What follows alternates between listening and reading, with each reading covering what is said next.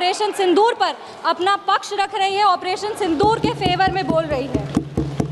हमको गर्व होता है कि आज ऑपरेशन सिंदूर पर बोलने का अवसर हमको मिला, क्योंकि इतिहास में ऑपरेशन सिंदूर को स्वर्णिम अक्षरों में लिखा जाएगा, क्योंकि विश्व स्तर पर इसने एक न्यू नॉर्मल को स्थापित किया है भारत के लिए।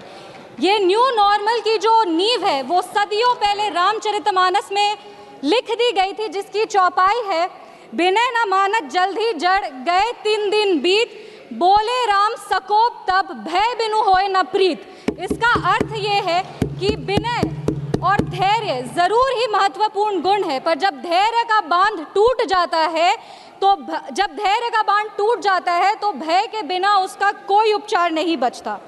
हमारी सरकार के दृढ़ संकल्प से और सेनाओं के अदम्य शौर्य के वजह से आज एक नए भारत को विश्व स्तर पर स्थापित किया गया। ये नया भारत क्या है?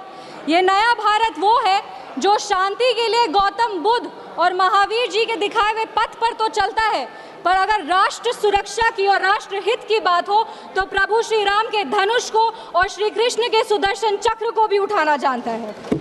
आज इस चर्चा के 2 भाग हैं। पहला भाग है पहलगाम पर हुआ अटैक और दूसरा ऑपरेशन सिंदूर। पहलगाम पर जिस तरह से अटैक आतंकवादियों ने किया वो नागरिकों पर अटैक नहीं, वो मानवता पर अटैक है। आतंकवादियों ने धन पूछकर उनकी पत्नी के सामने, माँ के सामने, परिवार के सामने, बहनों के सामने सारे जो हमारे देश के नागरिक हैं उनको मार दिया। हम लोग ये पूरा देश वो चित्र कैसे भूल सकता है जब एक नवविवाहित महिला लाल चूड़ी पहनकर अपने पति के शव के बगल में बैठी थी। इसने पूरे देश को झंझोड़ करके रख दिया था। लेकिन दुर्भाग्य की बात यह है कि आज भी हमारे देश में ऐसे लोग हैं जिनको पहलगाम से ज्यादा दुख पैलेस्टीन के लिए होता है, क्योंकि ये उनकी राजनीति को फायदा नहीं देता। लेकिन जहां राजनीति के लिए कई लोग चुप्पी साध लिए, वहां हमारे यशस्वी प्रधानमंत्री ने राष्ट्र धर्म निभाया और उन्होंने महिलाओं के आंसुओं को ही नहीं पोंछा, पर महिलाओं के स्वाभिमान को और सम्मान को पुनर्स्थापित किया। हम बता देना चाहते हैं कि ये एक नया भारत है और आतंकवादी हमले के बाद ये भारत मोमबत्तियां नहीं जलाता, ये दुश्मनों की चिता को जलाता है। ये शांति चाहता है, पर शांति अपने शर्त पर चाहता है, और अगर अपने शर्त को नहीं पूरा किया जाए तो डिप्लोमेसी से डिस्ट्रक्शन तक का भी रास्ता जानता है। इसी बात पर हम एक शायरी कहना चाहेंगे, खतों का दौर गया अब फरमान भेजे जाते हैं, जो करते हैं भारत की आत्मा परवार वो सीधे कब्रिस्तान भेजे जाते हैं। अभी अपने कांग्रेस के साथियों का बात सुन रही थी और वो कह रहे थे कि 1971 में इंदिरा गांधी ने ये किया है, 1971 में इंदिरा गांधी ने वो किया, पर वो कभी भी 1971 का क्रेडिट बिहार के बेटे जगजीवन राम जी को नहीं देते हैं, जो तब के रक्षा मंत्री थे।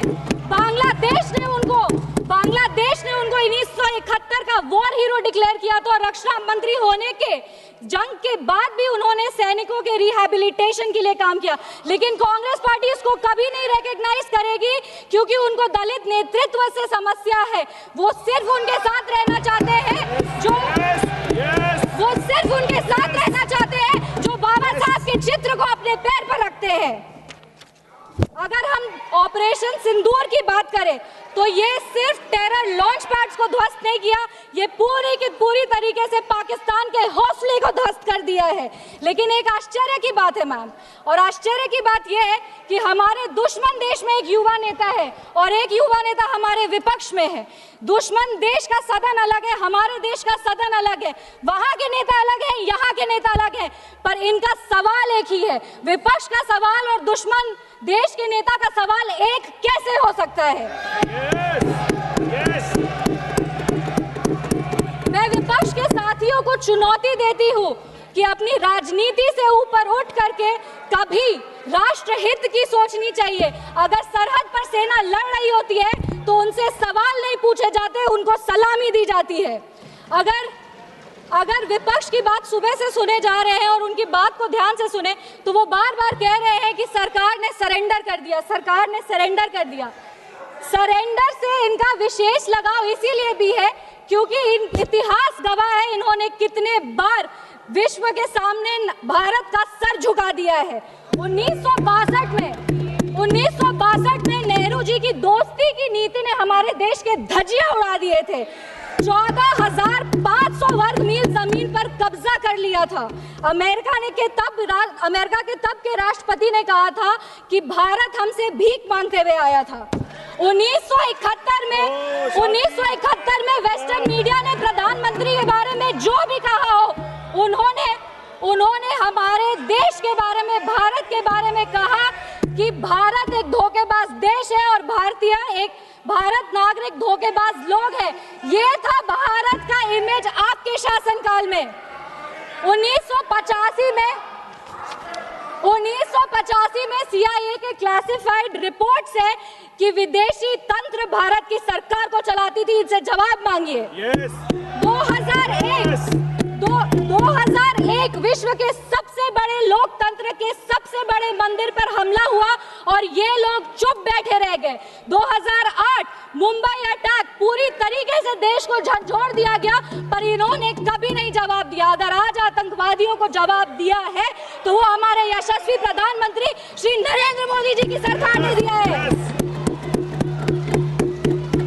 पर इनके राष्ट्रीय अध्यक्ष, कांग्रेस पार्टी के राष्ट्रीय अध्यक्ष कहते हैं कि ऑपरेशन सिंदूर एक छोटा मोटा ऑपरेशन था। ये इनकी विचारधारा का समस्या है। इनको लगता है कि ऑपरेशन सिंदूर एक छोटा मोटा ऑपरेशन था, पर ये इनकी गलती नहीं है। इनकी विचारधारा ये कहती है कि अगर हिंदू धर्म को आगे लेके जाओ, हिंदू धर्म के पक्ष में बोलो तो वो सैफरन टेरराइजेशन है। पर इनकी राजनीति के लिए ये कहते हैं आतंकवादियों का कोई धर्म नहीं होता। ये दोहरा चरित्र क्यों है इनका? आतंकवादियों ने हमारे नागरिकों को धर्म पूछकर मार दिया। हम उनको कहना चाहते हैं कि जिस सनातन को मुगल की तलवार नहीं खत्म कर पाई, जिस सनातन को अंग्रेज की तोप नहीं खत्म कर पाई, उस सनातन को इनकी छोटी मोटी राजनीति क्या खत्म करेगी? आतंकवादियों ने जब हमारे भाई लोग को मारा तो उनको मारने के पहले बोला कलमा पढ़ के सुनाओ। उन नागरिक की बहन होने के नाते, इस देश की बेटी होने के नाते हम उनको महाभारत सुनाना चाहते हैं। महाभारत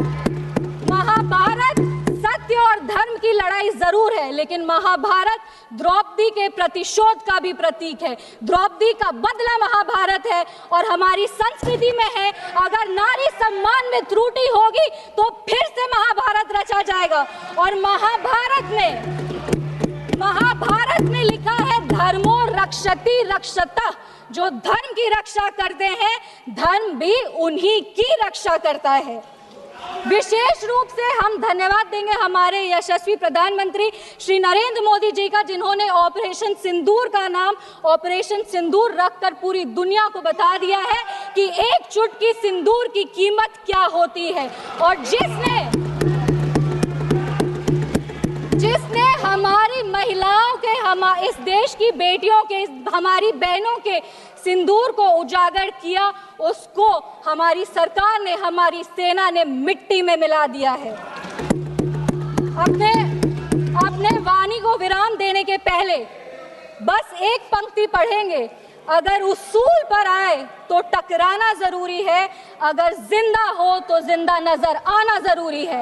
भारत एक जिंदा देश है, उसकी रगों में अखंडता का और एकता का खून दौड़ रहा है। और जब जब भारत की अखंडता पे और एकता पर प्रहार होगा, भारत एकजुट होकर के मुंह तोड़ जवाब देगा।